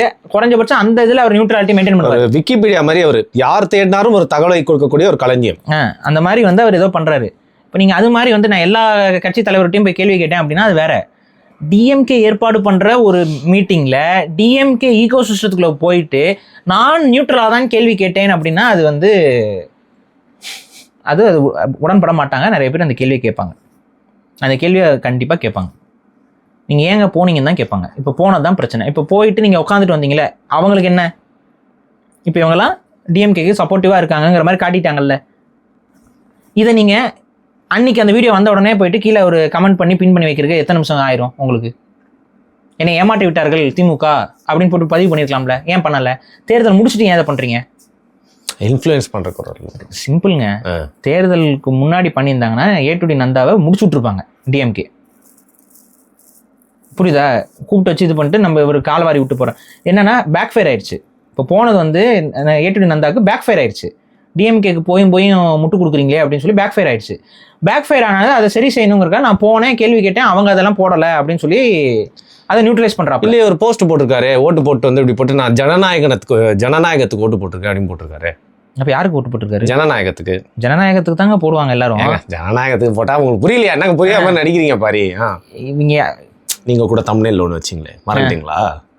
கிளிக் ரேஜ் பைட் பண்றதுக்காக ஒன்று வச்சிங்களே, இன்னும் அடுத்து சிஎம் ஆக போறாருன்னு சொன்னதா? அதுவா? நீங்க வச்ச வலையில எல்லாரும் வந்து இப்படி விழுந்துருக்கு. இல்ல, அது வந்து என்னன்னா ஒரு குரூப் என்ன பண்ணுதுன்னா, ஒரு முட்டா கூட்டம், அந்த முட்டா கூட்டம் என்ன பண்ணுது, பாத்தீங்களா விஜய்க்கு ஆதரவு வீடியோ எங்கடா நடக்கிறத நம்ம சொல்லியிருக்கிறோம். 20% வந்து வாக்கு எண்ணிக்கையே ஏறுவாருங்கிற மாதிரி பார்க்கப்படுகிறதுங்கிறத நம்ம நடக்கிறத சொல்லியிருக்கோம். ஏன்னா நீங்க போய் எல்லாரும் வாக்கு போட்டு வந்து என்ன பேசுறாங்க அதை சொல்லியிருக்கோம். சிஎம் ஆவான்னு சொல்லியிருக்கோமா? எத்தனை தொகுதி ஜெயிக்கிறான்னு சொல்லியிருக்கோமா? வீடியோ ஃபுல்லா பார்த்தா தெரியும். சரி, அது என்னன்னா ஏதாவது அவதூறு பரப்பிக்கிட்டு ஏதாவது ஒரு சாட்டிஸ்ஃபேக்ஷன் அவங்களுக்கு. இப்போ இந்த மாதிரிலாம் ஏதாவது குட்டையை குழப்பிக்கிட்டு நம்ம வீடியோ தம்ப்நெயிலை பார்த்தே கதையை அளந்துக்கிட்டு இருந்தோம்னா தானே கொழும்பு போய் கிங்ஸ்பெரி ஹோட்டலில், ஸ்டார் ஹோட்டலில் போய் ரெஸ்ட் எடுக்க முடியும்? எனக்கு புரியாத இடம்லாம் சொல்றீங்க. நமக்கு தெரியாது. கொழும்பு தெரியாதுங்க. கிங்ஸ்பெரி ஹோட்டல், கிங்ஸ்பெரின்னு ஒரு ஹோட்டல் ஆமாங்க. பில்ஸ்பெரி மாவு தாங்க தெரியும் எனக்கு. எல்லாம் இப்போ ஒவ்வொரு பெரிய தலைவர்கள் என்ன பண்ணுவாங்க, தேர்தல் முடிஞ்சவொடனே ஊட்டிக்கு போவாங்க, இல்ல கொடைக்கானல் போவாங்க, ஸ்பெயினுக்கு போவாங்க. சிலர் வந்து பாத்தீங்கன்னா தனித்தமிழ் ஈழம்னு பேசுவாங்க. அதுக்கப்புறம் ஸ்ரீலங்கன் கவர்மெண்ட்ல அதுவும் சிங்களமேனுடைய தலைநகராக இருக்கக்கூடிய கொழும்புல போயிட்டு உட்காந்துக்கிட்டு கிங்ஸ்பெரி ஹோட்டலுக்கு போயிட்டு ஜாலி பண்ணிட்டு வருவாங்க. அடப்பாவீங்களா? எனக்கு அது ஒண்ணு மட்டும் புரியல. நமக்கு நண்பர் களஞ்சியம்னு ஒருத்தர் உங்களுக்கு தெரியும்ல, களஞ்சியம் இயக்குனர் இருக்கார். அவர் ஒரு முறை இலங்கைக்கு போனார். அவரை இராணுவ முகாமுக்கு கொண்டு போயிட்டாங்க. கொண்டு போயிட்டு அவரை வந்து விசாரிச்சாங்க. களஞ்சியம் அவரை வந்து தமிழ் தேசிய தளத்தில் வட்டத்தில் நிறைய பேருக்கு தெரியும். ஆனால் தமிழ்நாடு முழுக்க களஞ்சியம் அவரை தெரியுமா அப்படின்னா அது எனக்கு தெரியல. தெரிஞ்சிருக்கலாம். ஆனால் அவர் ஒரு அளவுக்கு பிரபலமான முகம் தான். அவரையே கூப்பிட்டு விசாரிக்கிறாங்க. பெரிய பெரிய தலைவர்கள் அவங்களெல்லாம் கூப்பிட்டு விசாரிக்க மாட்டாங்களா என்னன்னு தெரியல. அவங்க மாட்டி கிட்டிக்க போறாரு, வந்து சேர்த்துங்க. என்ன வந்தாச்சு. அது எப்படி, அது ஒரு 2-3 நாள் தான் போயிட்டு அங்க இங்க நடந்ததெல்லாம் கொஞ்சம் சொல்லிட்டு ரிப்போர்ட்லாம் கொடுத்துட்டு அடேங்கப்பா. ஆஹா, வேற என்ன இருக்க முடியும்? பாரி பரவாயில்ல பாரி, ஒரு தலைப்புல நடுவில் ஒரு சின்ன விஷயத்தையும் சொல்றீங்க பாத்தீங்களா? சம மேட்டர். நானாங்க சொல்றேன், இன்ஸ்டாகிராம் போஸ்ட்டை பார்த்தா அப்புறம் எனக்கு அந்த மாதிரி ஒரு ஹோட்டல் இருக்குன்னு கூட தெரியாது. போஸ்ட்டை பார்க்குறோம். உண்மையாக இருக்கக்கூடிய சில தமிழர்கள் இருப்பாங்கல்ல, இந்த தமிழ் தேசியத்தை விரும்பக்கூடிய சில தமிழர்கள், ரெண்டாவது தமிழ் தேசியம்னா என்னன்னு தெரியக்கூடிய சில ஈழத்தமிழர்கள் இருப்பாங்கல்ல, அவங்க வந்து என்னங்க இது, அவங்க தான் எனக்கு இந்த ஹோட்டலோட பேர்லாம் சொல்கிறாங்க. நமக்கு எப்படி ஒரு ஹோட்டலோட வளாகத்தை பார்த்து கண்டுபிடிக்கிற அளவுக்குலாம் நமக்கு ஸ்டார் ஹோட்டல் பற்றிலாம் ஒரு அனுபவம் கிடையாது. ஏதாவது சென்னையில் இருக்க ஹோட்டல்னா கூட ஏதாவது போக வரப்போ பார்த்துருப்போம், கண்ணில் பட்டிருக்கோம். கொழும்பூவில் இருக்க ஹோட்டல் நம்ம போய் பார்க்க முடியுமா? நம்ம போக முடியுமா ஸ்ரீலங்காவுக்கு? நம்ம போனோம்னா நம்ம முழுசாக வர முடியுமா? நான் சொல்லிக்கிறேன், என்ன நடக்குதுன்னு நமக்கும் புரியல. எப்படி அனுமதிக்கிறாங்க? எப்படி ஒரு ஸ்ரீலங்கன் கவர்மெண்ட் அவ்வளோ டம்மியா, இல்லை ஸ்ரீலங்கன் கவர்மெண்ட் கண்டுக்காததுக்கு இவங்க டம்மியா? யாரு டம்மினே எனக்கு தெரியலையே. எல்லாரையுமே அசிங்கப்படுத்திட்டீங்க. ஒரு நாட்டை உடைக்கணும்னு பேசுகிறோம். அந்த நாட்டோட இன்டெலிஜென்ஸ் உங்களை உள்ள அனுமதிக்குதுன்னா ஒன்னா டம்மின்னு அவன் நினைக்கணும், இல்லை அவன் டம்மியாக இருக்கணும், இல்லை இவங்க டபுள் ஏஜென்ட்டாக இருக்கணும். என்ன அளவுன்னு தெரில. நமக்கு வந்து ஆண்டவன் மேலே பாரத்தை போட்டு விஷயத்தை கடத்தி விட்டு போகலாம். சரி, இப்போ இவர் வந்து அது மாதிரி ஓட்டு போட்டு ஜனநாயகத்தை போட்டேன்னு சொல்றாரு. இப்போ என்னன்னா நீங்க சொல்ல வரீங்க, இப்போ திமுக தான் திருப்பி என்னை பொறுத்த வரைக்கும் 4ஆம் தேதி ஆட்சிக்கு வர போறாங்க. இப்போ திருப்பி ஒரு பேக் ஃபயர் ஆகும்ல? ஏங்க நான் என்ன கேட்குறேன், இப்போ இவர் போறாரு, சரி கேள்வி கேட்குறேன் அப்படின்னாரு. இவர் அங்கே என்ன கேள்வியை கேட்டிருந்தாரு அப்படின்னு பார்த்தீங்கன்னா, போயிட்டு வந்துட்டு நீங்கள் எப்படி உங்களோட மென்டல் ஹெல்த்தை ஹேண்டில் பண்ணுறீங்க அப்படின்னு கேட்டார். அதுக்கு என்ன ஸ்டாலின் பதில் கொடுத்தாருங்கிறதுலாம் எனக்கு நமக்கு கவனிக்கல. என்ன ஆக்சுவலாக கொடுத்துருக்கணும் தெரியுமா? அது ஒன்றும் இல்லை தம்பி. இப்போ கூட சமீபத்தில் பார்த்தீங்கன்னா துப்புரவு பணி செய்யக்கூடிய பெண்கள்லாம் எல்லாரும் சேர்ந்தும் போராட்டம் பண்ணிட்டு இருந்தாங்க. நான் என்ன பண்ணேன், அது ஸ்ட்ரெஸ் ஆகுது. அந்த ஸ்ட்ரெஸ்ஸை பார்க்கறதுக்கு பதிலாக நான் ஒரு சினிமா படம் போய் பார்க்க போனேன். ஒரு சினிமா பார்த்தோம்னா அவங்க வாட்டு அந்த சினிமா பார்த்துட்டு வர கேப்பில் அவங்கள போலீஸை வச்சு அப்புறப்படுத்திட்டேன்னு வை தம்பி, ஸ்ட்ரெஸ் இல்லாமல் வாழலாம் தம்பி அப்படின்னு அவர் சொல்லியிருக்கணும். ஆக்சுவலாக அதான் அதுக்கான பதில். முதல்ல அவங்களுக்கு என்ன ஸ்ட்ரெஸ் இருக்குன்னு ஒரு நம்புறாப்புல. இதுக்கு பதில் இருக்கா? அவங்களுக்கு என்ன ஸ்ட்ரெஸ் இருக்கு? என்ன ஸ்ட்ரெஸ்ஸு? இன்னைக்கு நீங்கள் என்ன ஆக்சுவலாக கேட்டிருக்குன்னா, சார் நீங்கள் வந்து வெளியிலேருந்து பார்த்தா நீங்கள் எந்த பிஸ்னஸும் பண்ண மாதிரி தெரியல, எந்த பிஸ்னஸுமே பண்ணாமல் எப்படி இவ்வளோ பெரிய பணக்காரர் ஆயிருக்கீங்கன்னு கேட்டிருக்கணும். அந்த சொத்து இது பற்றியும் இவர் ஒரு வீடியோ போட்டிருந்தாரு. அதுலேயும் பார்த்தீங்கன்னா சின்ன ட்விஸ்டெல்லாம் இருக்கும். அப்படி கேட்டிருக்கணும். நீங்கள் அப்படி கேட்டால் என்ன பதில் சொல்லியிருப்பாங்க? எந்த இடத்துல கல் உடைச்சிங்க, எந்த இடத்துல மண்ணு சுமந்தீங்க, எந்த பிஸ்னஸ் பண்ணீங்க, எந்த கடை வச்சுருந்தீங்க, எப்படி உங்களுக்கு கோடிக்கணக்கில் சொத்து வந்துச்சு, இதை கேட்டிருக்கணும்ல. இதை நீங்கள் சொன்னீங்கன்னா எங்களை மாதிரி வரக்கூடிய ஆண்டர்பிரனர்ஸ் நாங்கள் அதை பார்த்து கற்றுக்கிட்டு நாங்களும் பிஸ்னஸ் பண்ணுவோம் சொல்லியிருப்பாரு. கேட்டா பதில், என்னோட கிராண்ட்சன் வந்து ப்ரொடியூசரா இருக்காரு, அவர் ஒரு படம் எடுத்து அதுல வந்து உங்க கிராண்ட்சன் ப்ரொடியூசரா இருக்கு, அவருக்கு எப்படி காசு இங்க இருந்து வந்துச்சு? என்னோட சன் வந்து ஆக்டரா இருந்தாரு, அவர் வந்து பாத்தீங்கன்னா என்னோட கிராண்ட்சன் அந்த நாடகத்துல நடிச்சு. ஐயோ ஐயோ. ஸோ இவ்வளோ விஷயங்கள் இருக்குங்க கேட்கறதுக்கு. நான் அதான் சொல்லி இதெல்லாம் கேட்க முடியுமா உங்களால? முடியாது. அப்போ என்ன பண்ணிருக்கணும்? மூடிட்டு இருக்கணும். இதெல்லாம் கேட்க முடியாதுன்னா மூடிக்கிட்டு இருக்கணும். போயிட்டு அங்கே போயிட்டு உட்காந்துட்டு மென்டல் ஸ்ட்ரெஸ்ஸை வந்து எப்படி ஹேண்டில் பண்ணுறீங்க? ஒரு விஷயம் சொல்கிறேன், அவங்களுக்குலாம் மென்டல் ஸ்ட்ரெஸ்லாம் கிடையாது. அவங்கள மேலே உட்கார வச்சிருக்காங்க, இல்லை மக்களுக்கு தான் மென்டல் ஸ்ட்ரெஸ்ஸு. ஆக்சுவலாக இந்த கேள்வி எங்ககிட்ட கேட்கணும். இந்த மாதிரி ஒரு முதலமைச்சரை வச்சுக்கிட்டு மென்டல் ஸ்ட்ரெஸ்ஸை நீங்கள் எப்படி ஹேண்டில் பண்ணுறீங்கன்னு தமிழக மக்களை பார்த்து கேட்கணும் நீங்கள் வீடியோவில். அதை விட்டு அதை போய் அவர்கிட்ட கேட்குறீங்க. ஸோ இது வந்து முழுசாக நினைஞ்சாச்சு. அதுக்கப்புறம் முக்காடு போட்டால் என்ன, போடாட்டி என்ன, பேக் ஃபயர் ஆனோன்னு தெரிஞ்சோன்னே ஜனநாயக கடமை ஆட்டுறீங்களா நீங்கள்? பேக் ஃபயர் ஆயிடுச்சான். அப்புறம் ஜென்சிக்காரெல்லாம் கேள்வி கேட்குறான். அப்போ ஜனநாயக கடமை என்ன? ஜனநாயக கடமை. அதுக்கு அடுத்து இதில் வேறு என்னென்னா, நம்ம வேலை வாய்ப்புக்கு முக்கியத்துவம் கொடுக்குறோம், நான் வந்து சத்துணவு திட்டத்திலேருந்து சாப்பிட்டு வளர்ந்தவன், அது பண்ணவன், நான் வந்து அம்மா லேப்டாப்பை பயன்படுத்தி ஆண்டர்பனர் ஆனவன். நான் ஒன்று சொல்கிறேன் ஏ2டி நந்தா அவர்களே, யூடியூப்னு ஒன்று வரலன்னு வைங்களேன், யாருக்குமே தெரியாது.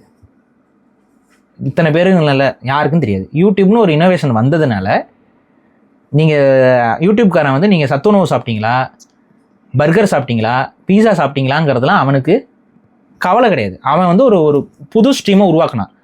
மீடியாக்குள்ளே யார் வேணாலும் போக முடியும், யார் வேணாலும் ஒரு மீடியாவாக மாற முடியும். Every person has an ability to become a media பர்சன்கிற அந்த ப்ராட்காஸ்டிங்கிற ஒரு கான்செப்டை யூடியூப்புங்கிற ஒரு கம்பெனி இனோவேஷன் மூலமா கொண்டு வரல அப்படின்னா ஏ2டி நந்தா சத்துணவு தான் சாப்பிட்டுட்டு இருந்திருக்கணும். நான் தெருவா தான் கத்திக்கிட்டு இருந்திருக்கணும். உட்காந்து பேசலாம், மக்கள்லாம் பார்த்துருக்க மாட்டாங்க. பாரிசெல்லாம் ரோடாக போய் கத்திக்கிட்டு இருந்திருக்கணும். தமிழ் தேசியத்திற்கு வாக்கு போடுங்க, தமிழ் தேசியத்திற்காக பேசுங்க தலைவர் அப்படின்னு சொல்லி நான் போய் ரோடோட பேசிக்கிட்டு இருந்திருக்கணும். இவ்வளோதான் நடந்திருக்கும். ஏன்னா எந்த மெயின் ஸ்ட்ரீம் மீடியாவும் ஏ2டி நந்தாவையும் வளர்த்துட்டு இருக்காது, என்ன மாதிரியான ஆட்களையும் வளர்த்துட்டு இருக்காது. ஸோ நீங்கள் யாருக்கு நன்றி கடன் பட்டிருக்கணும்? டெக்னாலஜிக்கு. யூடியூப்னு ஒரு நிறுவனத்துக்கு, அந்த ஐடியாவுக்கு, அந்த நிறுவனம் கூட கிடையாது, அந்த ஐடியாவுக்கு நீங்கள் நன்றி சொல்லணும். அதை விட்டுட்டு இந்த வீடியோவில் யாரை நீ ப்ரமோட் பண்ணுறேங்கிற ஒரு காண்டாகுதுல எனக்கு. யாருங்க ப்ரமோட் பண்றாரு இந்த வீடியோல ஏடிஎம்கே ப்ரமோட் பண்றாரு. சத்துணவுங்கிறது இல்ல, இந்த உணவு, இந்த மதிய உணவு, இதெல்லாம் அவர் எதை சொல்றாருன்னா அது வந்து காலை உணவு திருப்பி டிஎம்கே தாங்க சொல்றாரு. இல்ல அம்மா லேப்டாப்னு ஒரு வீடியோல பேசியிருந்தாரு. அதான் நியூட்ரலுக்கு சமன் பண்றதா அம்மா லேப்டாப். இந்த மாதிரி கவர்மெண்டோட பாலிசியில இருந்து வளர்ந்தவரான் அவரு. கவர்மெண்டோட பாலிசில இருந்து வளர்ந்தவரான். நான் ஒன்று சொல்றேன், அம்மா லேப்டாப்பு அப்படிங்கிறது இருக்குல்ல, அந்த லேப்டாப்பை பயன்படுத்தி உங்களை மாதிரி வளர்ந்த எத்தனை பேர் உங்களால கை காட்ட முடியும் சொல்லுங்க? உங்களை மாதிரி வளர்ந்து எத்தனை பேர் கை காட்ட முடியும்? அந்த அம்மா லேப்டாப்ல கேம்ஸ் விளையாண்டு நாசமா போனவன் எத்தனை பேர் என்னால் கை காட்ட முடியும்? அம்மா லேப்டாப்ல வேற வீடியோஸை பார்த்து நாசமா போனவன் எத்தனை பேர்னு என்னால் கை காட்ட முடியும்? இப்போ கேள்வி என்னன்னா, அம்மா லேப்டாப்பை கொடுத்து மாணவர்கள் இணையதளத்தை பயன்படுத்தணும்னு சொல்ல தெரிஞ்ச அரசாங்கத்திற்கு அதே லேப்டாப் மூலமா ஆபாச படத்தை மாணவர்கள் பார்க்க வாய்ப்பு இருக்கு. அதனால ஆபாச வலைதளங்களை நிப்பாட்டணுங்கிற எண்ணம் இல்லையில. ஏன்? ஏன்னா அவங்க அம்மா லேப்டாப்பை கொடுத்து மாணவர்லாம் வாழணுங்கிறதுக்காக கொடுக்கல. இதை முதல்ல ஏற்றுங்க.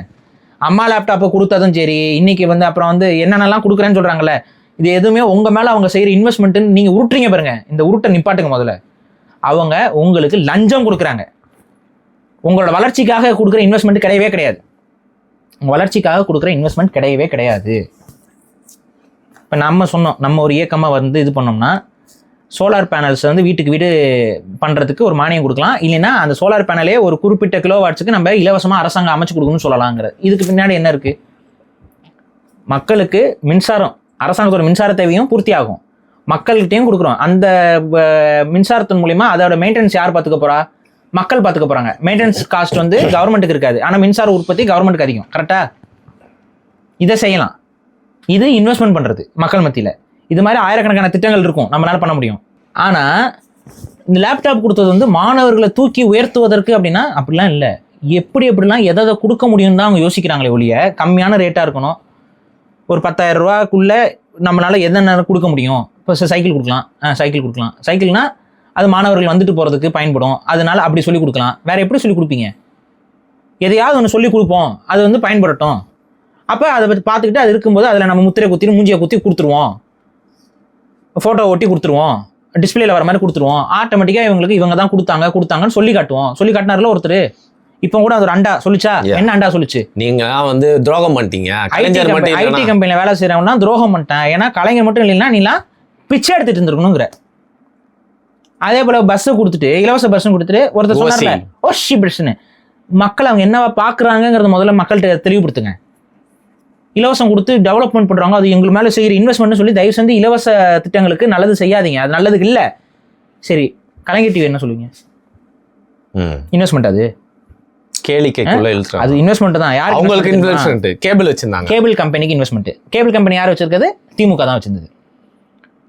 அவங்க எது செஞ்சாலும் அதுல ஒரு உள்ளர்த்தம் இருக்கும். அவங்க இணையதளத்தை கொடுக்குறாங்க போறாங்க அப்படின்னா, இணையதளங்கிற லேப்டாப் கொடுக்குறாங்க அப்படின்னா அவங்க வேற ஒரு நோக்கம் இருக்கு. மாணவர்களை அப்பதான் ஈர்க்க முடியும். ஏன்னா எல்லா மாணவர்களுக்கும் அப்போதைக்கு என்ன தோணும்? மாணவர்களாக இருக்கவங்களுக்கு என்ன தோணும்? நமக்கு ஒரு லேப்டாப் கேட்போம், வீட்டில் வாங்கி தர முடியாது, வசதி இருக்காது. அப்போ லேப்டாப் வாங்கி கொடுங்கன்னு அப்பாட்ட கேட்போம், இல்லை கம்ப்யூட்டர் வாங்கி கொடுங்கன்னு கேட்போம். ஸோ ஆட்டோமேட்டிக்காக இதை நம்ம பூர்த்தி பண்ணோம்னா இந்த மாணவர்கள் வந்து அப்பா அம்மாட்ட என்ன சொல்லுவாங்க? ஒரு அபிப்பிராயம் வந்துரும். இவங்க வந்தா இது கொடுக்குறேங்கிறாங்க, அவங்க வந்து இது கொடுக்குறேங்கிறாங்க, இதுக்கு போடு. சரி, கிரைண்டர் ஏன் கொடுத்தாங்க? நீங்க அம்மா தாய்மார்கள் அதே மாதிரி எதுக்கு கிரைண்டர் கொடுத்தாங்க? தாய்மார்களுக்கு இன்வெஸ்ட்மெண்ட் இதெல்லாம். முதல்ல ஒரு எலக்ட்ரானிக் டிவைஸையும் ஒரு எலக்ட்ரிக் டிவைஸையும் இன்வெஸ்ட்மெண்ட்னு எவனாவது ஒருத்தன் பேசுவானா? எந்த கூமுட்டையாவது பேசுவானா? அது இன்வெஸ்ட்மெண்ட். அது நீங்க என்ன சொல்ல போறீங்க தெரியுமா? எங்கள் வீட்டில எல்லாம் மாவு அரைக்க முடியாது, அதனால இப்போ இந்த கிரைண்டர் கொடுத்தனால தான் அந்த மாவுல தான் நாங்கள் சாப்பிட்டு வாழ்ந்தோம், அதனால இன்வெஸ்ட்மெண்ட் சொல்ல போறீங்களா? ஏதாவது உருட்டிகிட்டு இருக்காங்க. மக்களுக்கு தெளிவாக தெரியும். தயவு செஞ்சு நான் ஒரு விஷயம் சொல்கிறேன், இன்னைக்கு திராவிட இயக்கங்கள் கொடுக்குற எந்த இலவசமும் மக்களுக்கு உண்மையாக பயன்படாது. இந்த இலவசத்தை நொட்டுறதுக்கு பதிலாக நீ ரோட்டை ஒழுங்காக போடு. இந்த இலவசத்தை நொட்டுறதுக்கு பதிலாக ஒரு நல்ல கவுன்சிலர் எங்கள் ஏரியாவில் கொண்டு வா, ஒரு படித்த கவுன்சிலர் கொண்டு வா. அந்த கவுன்சிலர்கிட்ட நான் ஒரு குறைபாடு சொன்னான்னா, ஒரு நேர்மையான கவுன்சிலர் காசு வாங்காமல் எனக்கு அந்த வேலையை பண்ணி தர சொல்லு. கவர்மெண்ட் ஹாஸ்பிட்டல் இன்னும் எஃபிஷியண்டாக மாற்றலாம். கவர்மெண்ட் ஹாஸ்பிட்டலில் நீ எஃபிஷியண்டாக மாற்றுறது போகிறதுலாம் ரெண்டாவதுங்க, மரியாதையை நடத்த சொல்லு. இங்க எங்களுக்கு இலவசம் கொடுக்குற போல அங்க இருக்க டாக்டருக்கு கொஞ்சம் சம்பளத்தை அதிகமா கொடுத்தீங்கன்னா அவர் ஆட்டோமேட்டிக்கா ஸ்ட்ரெஸ்லாம் வேலையை பார்ப்பாரு. செவிலியர்கள் கோவமா இருக்க மாட்டாங்க. எப்பவுமே எப்ப பார்த்தாலும் கோவமா இருக்கிற காரணம் என்ன? அதிக வேலை, அதிக ஸ்ட்ரெஸ். அவங்களுக்கு மென்டல் ஸ்ட்ரெஸ் எப்படி இருக்குன்னு போய் பாருங்க. கவர்மெண்ட் ஆபீசர்ஸ்க்கு எல்லாத்துக்கும் போய் பாருங்க. இதை செய்ய சொல்லுங்க. கவர்மெண்ட் ஸ்கூல்லாம் பேடா இருக்காது. கவர்மெண்ட் ஸ்கூல்ல உட்கார்ந்து இருக்க மாணவர்களுக்கு இப்போ என்ன சொல்றேன், கஞ்சாவை வித்துட்டு இருக்கிறானுங்க. நீங்க சொல்ல, நான் கேட்டேன் கேள்வியை, என்ன கேட்டீங்க? அவங்க கட்சிக்காரன் கஞ்சா வித்துட்டு இருந்தானே, அது மாதிரி எத்தனை பேருக்கு விற்கிறீங்கன்னு சொன்னாங்களா? கேட்டீங்களா? இல்லை வந்து உன் கட்சிக்காரன் காய்ச்சின கள்ளச்சாராயத்தை குடிச்சிட்டு இத்தனை பேர் செத்தாங்களே, அதுக்கு 10 லட்சம் கொடுத்தீங்கன்னு கேட்டியா? என்ன கேட்ட? எரிச்சல் வருதா இல்லையாங்க? ஒரு பக்கம் டாஸ்மார்க்கு. இப்போ வெளிநாடுகளில் பார் இருக்கு. வெளிநாட்டில் கொஞ்சம் எங்கே இருக்கிற மாதிரி ஆள் போயிட்டு சரக்கு கேட்டால் ஐடி கேட்பேன். 100 ஃபோட்டோ என்னால் எடுத்து காட்ட முடியும் இணையதளம் முழுக்க. ஸ்கூல் யூனிஃபார்மை வச்சுக்கிட்டே சாராயம் வாங்குற பசங்களை, ஸ்கூல் யூனிஃபார்ம் மாட்டிக்கிட்டே சாராயம் வாங்கக்கூடிய பசங்களோட ஃபோட்டோஸை இணையதளத்தில் பார்க்க முடியும். பெண்கள், ஸ்கூல் யூனிஃபார்ம் போட்ட பெண்கள் போயிட்டு சாராயம் வாங்குறத நீங்கள் வந்து ஃபோட்டோஸை உங்களால் பார்க்க முடியும். ஒரு சர்க்குலருங்க, கவர்மெண்ட் கிட்ட இருந்து ஒரு சர்க்குலர், ஒரு காகித பேப்பர். பள்ளி சீருடை அணிந்து சிறு வயது போல தெரிந்தவர்கள் ஐடி கார்டு இல்லாம வந்து சாராயம் வாங்கக்கூடாது, அப்படி சாராயத்தை நீங்க அவங்களுக்கு விற்பது அரசாங்கத்துக்கு தெரிய வந்தா அவர்கள் மீது துறை சார்ந்த நடவடிக்கை எடுக்கப்படும் ஒரு சர்க்குலரை நீ அனுப்புனா இது நடக்குமா? அதை கூட அனுப்பல. அவங்க நோக்கம் என்ன? மாணவர்களை வளர்த்து விடுறதா? அரசாங்கம் திட்டம் கொடுத்து மாணவர்களை வளர்க்கிறதா? இதெல்லாம் தான் திட்டமா? இது திட்டம் போட்டு ஒரு இனத்தை கழுவறதுக்கிட்டு இருக்குது ஒரு கூட்டம். அந்த கூட்டத்துக்கிட்ட போயிட்டு இவர் வந்து எப்படி வந்து பொருளாதாரத்தில் வளர்றது, எப்படி இது பண்ணுறது, டெக்னாலஜி எப்படி டெவலப் ஆகுறதுன்னு போய் கேட்டாராம்.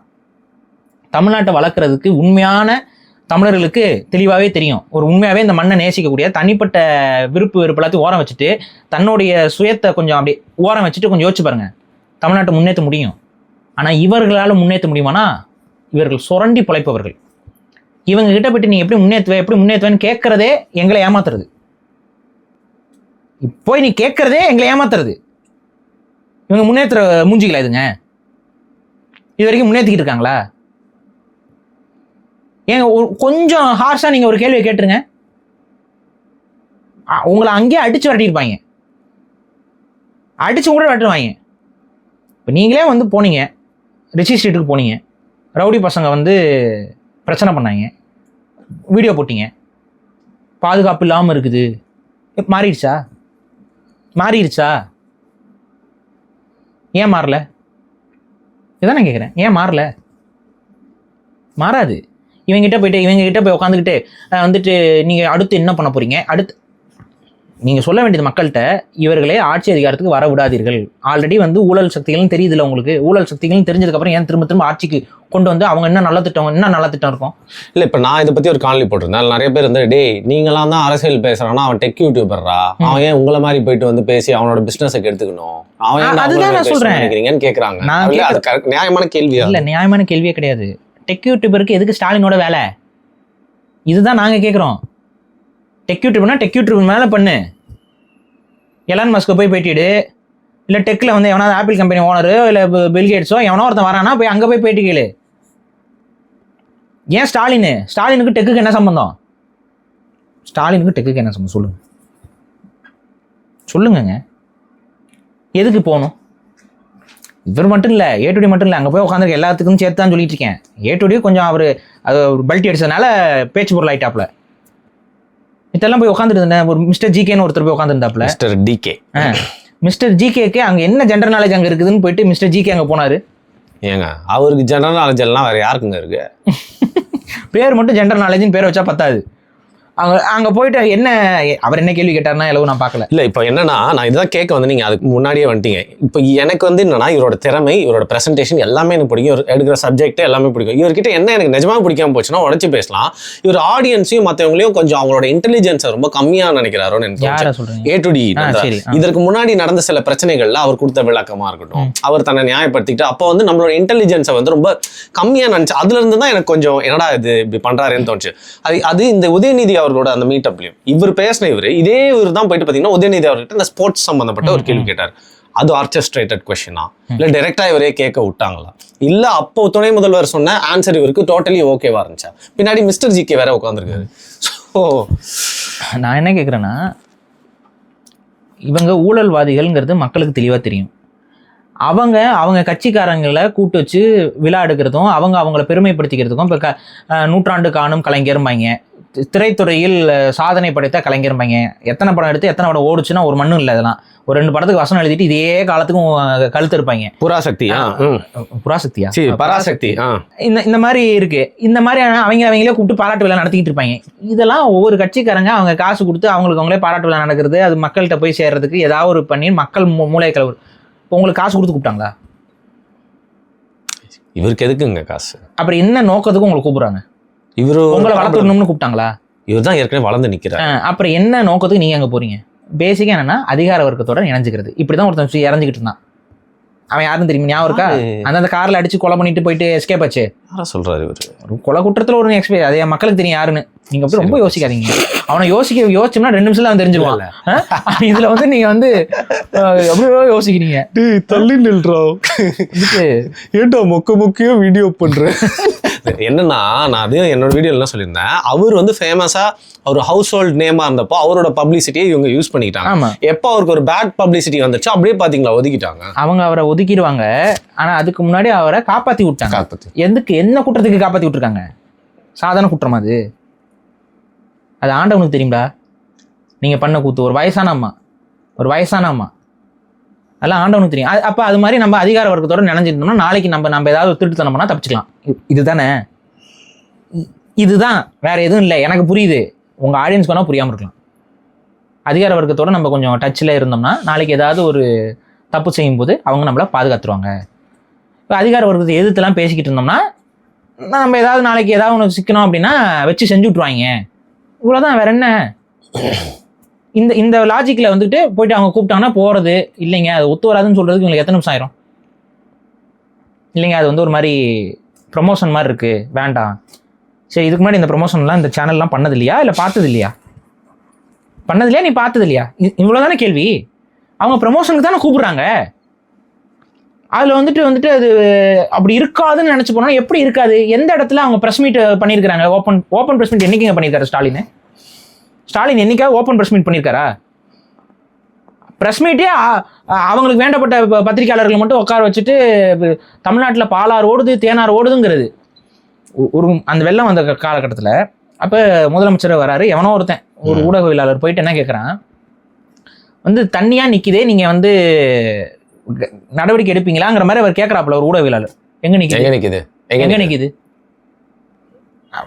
நான் ஒன்றும் சொல்கிறேன், ஊடகவியலாளர் என் வண்டியில் ஏறி உட்காருங்க, நான் எங்கே நிற்கிதுன்னு போய் உங்களை கவுத்து விட்றேன்னு சொல்லணும். மக்களுக்கெல்லாம் தெரியல, தண்ணி நிற்கவே இல்லை, எங்கே நிற்கிதுன்னா நிற்கிறதுனால தானே வீடியோ எடுத்து போட்டுட்டு இருக்கிறோம். நிற்கிது ஆனால் நிற்கலை அப்படின்னு சொல்லி பேசுகிற ஆட்கள்கிட்ட நீங்கள் போய் வந்து இவங்க வந்து உங்களை கூப்பிட்டு வச்சு நீங்கள் பேசுகிறாங்கன்னா உங்களை நீங்களே ஏமாற்றிக்கிறீங்களா, இல்லை உங்களை நம்பி சப்ஸ்கிரைப் பண்ணியிருக்கவங்கள நீங்கள் ஏமாத்துறீங்களா என்னன்னு எங்களுக்கு தெரியல. ஆனால் தயவு செஞ்சு இதை கண்டினியூ பண்ணாதீங்க. தயவு செஞ்சு இதோட முடிச்சிருங்க. அடுத்த முறை யாராவது ஒருத்தவங்க வரலாம், அவங்க கிட்ட போய் நான் டெக்கு பதமாக பேச போகிறேன், அது பண்ணமாக பேச போகிறேன். இந்த ப்ரொமோஷன் ஒர்க்கில் ஈடுபடாதீங்க. உங்களுக்கு உங்களோட சேனல் மூலமாக வர ரெவன்யூவே போதுமான ரெவன்யூ. அது மட்டும் இல்லாமல் இப்போ ஒரு ஃபேக்ட்ரி கம்பெனிலாம் அதை ஆரம்பிச்சிருக்கீங்கல்ல, அதில் கொஞ்சம் கான்சன்ட்ரேட் பண்ணிங்கன்னா இன்னும் கொஞ்சம் நல்லா காசு பார்க்கலாம். எதுக்கு இது? இந்த 200 வச்சு நம்ம என்ன பண்ண போகிறோம்? ஆஃப்டர் ஆல் ஒரு 200 இப்படிலாம் அல்லோலப்படணுமா? விட்டுருங்க தயவு செஞ்சு. இதுதான் நம்ம சொல்கிறோம். மக்கள்லாம் வந்து அவரோட பேரை தேவையில்லாம A200Dலாம் போடுறது பார்க்க எனக்கு மனசு கஷ்டமா இருக்கு. ஸோ அதனால எனக்கு ஒருத்தன் A2DMKன்னு போட்டிருந்தான். அவன் கிரியேட்டிவிட்டியை காட்டுறாங்க, எல்லாம் பண்ணுறாங்க. ரைட்டு. அது என்னன்னா, நம்ம சாமானிய குடும்பத்திலேருந்து வந்த இளைஞர்கள் நல்லா இருக்கணும். தயவு செஞ்சு சாமானிய குடும்பத்திலேருந்து நம்ம வந்தோங்கிறத மறக்காதீங்கன்னு தான் நான் திரும்ப திரும்ப சொல்கிறேன். எல்லாருமே சாமானிய குடும்பத்துலேருந்து வரும்போது உங்களை வளர்த்துடணும்னு மக்கள் நினைக்கிறான். தமிழன் வந்து எப்பவுமே அவனுக்கு ஒரு ஆசை, நம்மளை மாதிரி ஆட்கள்லாம் மேலே வளர்ந்து வரும்போது அவனுக்கு ஒரு சந்தோஷம் இருக்கும், அவன் வாழ்த்துவான், வழிவிடுவான். ஆனால் அப்படி வளர்ந்து போகிறவங்க நம்ம எங்கேருந்து வளர்கிறோம், எங்கேருந்து நம்ம வந்திருக்கோங்கிறத தயவு செஞ்சு மறந்துட்டு அந்த ஒரு திமிரை மண்டையில் ஏற்றிக்கிட்டு என்ன வேணாலும் நம்ம பண்ணலாம், எப்படி வேணாலும் மேனிப்புலேட் பண்ணலாம், எப்படி வேணாலும் வந்து திருச்சி பேசலாம் அப்படிலாம் பண்ணிங்கன்னா அம்பலப்பட்டு போயிடுவீங்க. அம்பலப்பட்டு போனால் அது உங்களுக்கு மட்டும் பிரச்சனை கிடையாது, உங்களை மாதிரி வளர்ந்து வர எல்லாருக்குமே ஒரு பேட் எக்ஸாம்பிளாகவும் மாறிடுவீங்க. ஸோ தயவு செஞ்சு இந்த மாதிரியான ப்ரொமோஷன் ஒர்க்கில் தயவு செஞ்சு ஈடுபடாதீங்க. இவருக்கு மட்டும் இல்லை, பொதுவாகவே எல்லாருக்கும் சொல்கிறேன். சரி, ஓகே. இன்னைக்கு வந்து பார்த்தீங்கன்னா இது கரண்ட் டாபிக். ஏன் எல்லோ கலர் டிஷர்ட் போட்டு வந்துருக்கீங்க? ஏங்க எதாச்சியா நான் வேற ஒரு சட்டை தாங்க எடுத்து என்னே பண்ணுற மாதிரி தாங்க இருக்குது தலைவரே. நான் வேற ஒரு சட்டை எடுத்துட்டு வந்தேன். இல்லை, அது கரெக்டாக அதே ஷேடாக இருக்கு. அப்படிலாம் இல்லைங்க, நீங்க வரங்க பிரகாஷ், நான் எடிட்டிங்கில் மாத்துறேனே, நீங்க எவ்வளோப்படாதானே. ஒரு சட்டை எடுத்துட்டு வந்தேங்க, போட்டேங்க. அது ரொம்ப சின்னதா இருந்துச்சு. அப்புறம் நான் யோசிச்சுட்டேன், வேற வழியே இல்லாம போட்டேன். நீங்க இப்படி கேட்பீங்கன்னு தெரியும், கடைசியில கேட்டீங்க. எனவே மற்றபடி பாத்தீங்கன்னா இந்த கரண்ட் அஃபேர்ஸ்ல இந்த விஷயத்த வந்து பேச முக்காடு வச்ச சட்டை போட்டால் தான் கரெக்டாக இருக்கும். இல்ல, இந்த 4ஆம் தேதிக்கு அப்புறம் அந்த முக்காடு வச்ச சட்டை மட்டும் தான் நான் போட போறேன். போதுமா? ஏங்க தெரியல, நிலைமை அப்படி இருக்குங்கிறாங்க. நம்ம சொன்னது மாதிரி நடக்காதுங்கிறீங்களா? இல்லைங்க, நீங்க வேற நம்ம முக்காடு போட வேண்டிய அவசியம் இல்லை. நம்ம என்ன நடக்க போறது தான் நம்ம பேசிட்டு இருக்கிறோம். யாரெல்லாம் முக்காடு போடணுங்கிறது வந்து டபுள் ஸ்டாண்டர்ட்ல இருந்தவங்க கண்டிப்பா முக்காடு போட்டு தான் சுத்தணும். சரி ப்ரோ, மிக்க நன்றி. நன்றி.